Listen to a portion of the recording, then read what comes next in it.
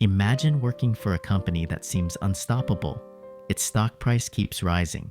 Its executives are praised as visionaries. Its employees believe they are building the future. And many have retirement savings tied to the company. Then, within a few months, the story falls apart. That company was Enron.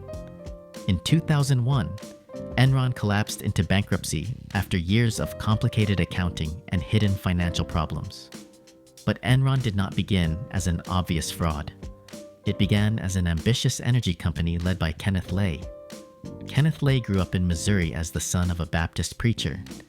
His family lived modestly, and Lay worked his way through school before earning degrees in economics, and eventually a PhD from the University of Houston. He entered the energy industry and eventually became chairman and CEO of Houston Natural Gas. In 1985, Houston Natural Gas merged with InterNorth, a natural gas company based in Omaha. The merger created one of the largest pipeline networks in the United States. The new company was initially called HNG/InterNorth. In 1986, it was renamed Enron, with Lay as its leader. But Lay did not want Enron to remain just another pipeline company. The energy industry was changing. Deregulation was making it easier for natural gas to be bought and sold through competitive markets, instead of being controlled only by traditional pipeline companies. Lay saw an opportunity. What if Enron did not merely transport energy? What if it became the company that organized the entire energy market?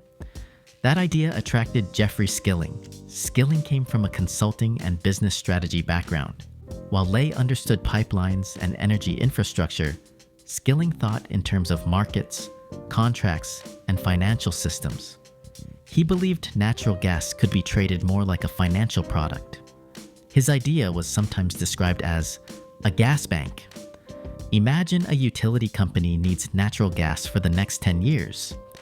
Instead of negotiating separately with many producers, the utility makes a long-term contract with Enron.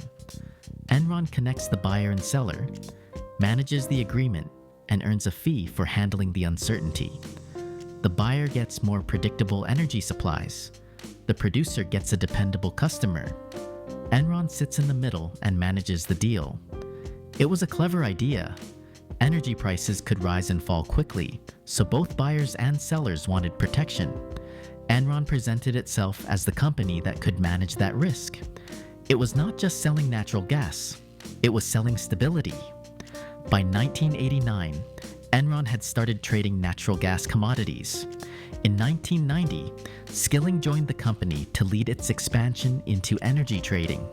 Enron began changing from a traditional pipeline business into something much more ambitious, part energy company, part trading firm, and part financial institution. Investors loved the story. The company looked modern, intelligent, and extremely innovative. But this new business model created a serious accounting problem. Many of Enron's contracts promised profits years into the future. The final results depended on future energy prices, future demand, and estimates made by company executives. So Enron adopted a method called mark-to-market accounting for parts of its business. Here's the simple version. Imagine a farmer signs a 10-year contract to deliver crops. The crops have not been delivered, and the customer has not paid the full amount. But the farmer estimates that the contract will eventually produce a profit of $100,000. If that projected profit is recorded today, the farm suddenly looks successful, even though the cash has not arrived. That was the danger. Enron could record the estimated future value of certain contracts as current revenue. The company's profits appeared to grow faster than its actual cash flow. At first, this looked like innovation, but it also created pressure. If future deals did not produce the expected profits, Enron needed new deals and new estimates to keep the numbers rising. The company became dependent on constant growth. Kenneth Lay became the trusted public face of Enron. Jeffrey Skilling became the aggressive architect of its new business model. Together, they created an image of Enron as the future of American energy. Employees were encouraged to move quickly, make large deals, and produce extraordinary results. People who questioned the numbers could be seen as negative or unambitious. By the late 1990s, Enron looked almost perfect. Its stock price was strong, its reputation was powerful, and investors believed the company had discovered a new way to make money. But there was a growing difference between the profits Enron reported and the cash it actually generated. And behind the scenes, another executive was preparing an even more complicated solution. His name was Andrew Fastow. Enron looked like the future of American energy. It had pipelines, energy contracts, traders, and a powerful story about innovation. But there was a problem. Enron was reporting profits faster than it was generating cash. To keep the company looking successful, Enron needed more than optimistic forecasts. It needed a financial system that could hide its weaknesses. That system was built largely under the leadership of Andrew Fastow. Fastow became Enron's chief financial officer in 1998. His job was to manage the company's finances, risk, and investments. But Fastow also helped create a network of outside partnerships connected to Enron. These were called Special Purpose Entities, or SPEs. An SPE can be legitimate. A company might create one to hold a specific project or separate a particular risk. But Enron used these entities in a far more dangerous way. Imagine a company owns an investment that is losing money. If the loss remains on the company's books, investors can see the problem. But if the investment is moved into another company, the original balance sheet may look cleaner. The loss has not disappeared. It has simply been moved out of sight. That was the basic idea behind Enron's partnerships. The entities helped move debt and troubled assets away from Enron's main financial statements. According to the Justice Department, Fastow and others used these structures to hide debt and non-performing assets, making Enron appear more profitable to investors. The arrangements were complicated. There were partnerships, loans, guarantees, contracts, and layers of ownership. That complexity made it difficult for ordinary investors, and sometimes even professionals, to understand who really owned the assets and who was carrying the risk. But the most serious problem was not just complexity, it was conflict of interest. Fastow was Enron's CFO, responsible for protecting Enron's financial interests. At the same time, he controlled or benefited from some outside entities that were doing business with Enron. The executive negotiating the deals was connected to the other side of the deals. The SEC later alleged that Fastow concealed his interests, collected undisclosed fees, and used his position to benefit himself and others. This meant some transactions could make Enron's statements look better, while also enriching people inside the company.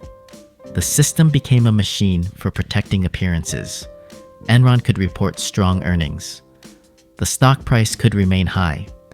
A high stock price helped the company raise money, reassure lenders, and support new transactions. And new transactions helped cover the weaknesses of older ones. But the company needed constant success to keep the machine running. This pressure spread through the entire organization. Enron employees competed intensely.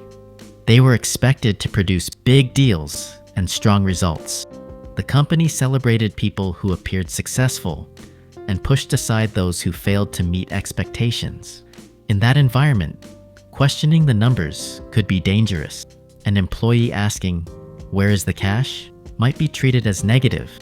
Someone pointing out a problem might be seen as an obstacle to growth. The company's culture encouraged people to protect the story, and many employees believed that story. They owned Enron stock through their retirement plans. The rising share price represented houses, college savings, and financial security. Every positive earnings announcement made the company seem safer. But beneath the confidence, warning signs were appearing. Analysts questioned how Enron generated its profits. The company's financial reports were difficult to understand. Its deals depended heavily on estimates, guarantees, and complicated partnerships. Then Sharon Watkins, an Enron vice president, began examining the company's accounting arrangements more closely. Watkins was not an outside critic. She worked inside Enron and understood its systems. In 2001, she warned Kenneth Lay that the company could face a serious accounting scandal. She was especially concerned that Enron's partnerships were hiding problems from investors. Her warning created a crucial moment. Enron could have slowed down, admitted its mistakes, restated its earnings, and explained the risks honestly. Instead, the company tried to maintain confidence. Then, in August 2001, Jeffrey Skilling suddenly resigned as CEO, citing personal reasons. The announcement shocked investors. If Enron was performing so well, why was its chief executive leaving? Kenneth Lay returned as CEO and attempted to reassure employees and the public, but reassurance could not fix the company's financial structure. Once investors began questioning Enron's numbers, the stock price started to fall.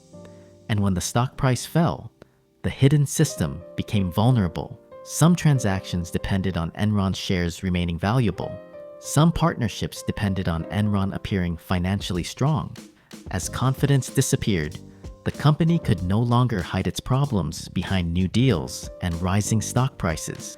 The same system that had once made Enron look powerful now began exposing its weaknesses. The illusion was cracking. Investors were questioning the company's profits. Employees were worried, and the complicated partnerships that had protected Enron were becoming impossible to defend. Then the collapse accelerated. In October 2001, Enron announced a major loss for the third quarter. The company also revealed a reduction of approximately $1.2 billion in shareholder equity, partly connected to transactions involving Andrew Fasto's partnerships. This was a devastating moment. For years, Enron had presented itself as one of America's most innovative companies. Now, investors were learning that the company's financial statements could not be trusted. The Securities and Exchange Commission began investigating Enron's transactions.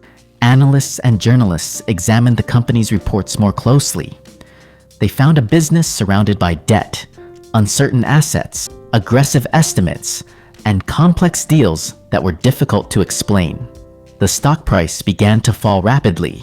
For employees, the damage was personal. Many Enron workers had invested retirement savings in company stock. They believed the company was financially strong because senior executives repeatedly projected confidence. But as the stock collapsed, those savings lost much of their value. The company that was supposed to provide financial security had become the source of financial devastation for thousands of employees and retirees. Inside Enron, the pressure became unbearable. Kenneth Lay tried to reassure workers and investors, but confidence was disappearing. When a company's survival depends on trust, even one major disclosure can become dangerous. After the first disclosure, every new question created another problem. Could Enron explain its partnerships? Could it prove that the reported profits were real? Could it pay its debts? Could it continue operating if banks and investors stopped believing its promises? The answer was becoming clear. Enron needed a buyer or a rescue. Dynegy, another energy company, announced plans to acquire Enron. For a brief moment, the deal appeared to offer an escape, but Dynegy soon discovered how serious Enron's financial condition had become. On November 28, 2001, Dynegy withdrew from the proposed transaction. Without the deal, Enron was left exposed. Just a few days later, on December 2, 2001, Enron filed for Chapter 11 bankruptcy protection. At the time, it was the largest corporate bankruptcy in United States history. The company had claimed enormous assets and revenues, yet its financial structure had collapsed almost overnight. The bankruptcy destroyed the image of Enron as a brilliant energy innovator. It became a symbol of corporate fraud, weak oversight, and dangerous greed. But the consequences did not stop with Enron. Its auditor was Arthur Andersen, one of the largest and most respected accounting firms in the world. An auditor is supposed to independently examine a company's financial statements and alert investors when something is wrong. But Arthur Andersen's relationship with Enron raised serious questions. The firm earned substantial fees from Enron for auditing and consulting. That created a conflict. The auditor was being paid by the same company whose financial statements it was supposed to challenge. Investigators also examined the destruction of documents related to the Enron audit. The scandal damaged Arthur Andersen's reputation and eventually forced the firm out of public accounting. Then came the criminal trials. Andrew Fastow pleaded guilty to charges connected to the fraud and agreed to cooperate with prosecutors. Jeffrey Skilling was convicted on multiple charges related to Enron's collapse. Kenneth Lay was also convicted, but he died before receiving a final sentence. The executives faced legal consequences, but the most important question was larger than any individual person. How could a company with thousands of employees, professional auditors, lawyers, analysts, directors, and regulators continue operating while its finances became so misleading? The answer involved several failures at once. Executives abused complex accounting rules. The board failed to challenge dangerous transactions. Auditors did not provide the independence investors expected. Analysts often accepted the company's story, and employees were encouraged to trust leadership instead of questioning the numbers.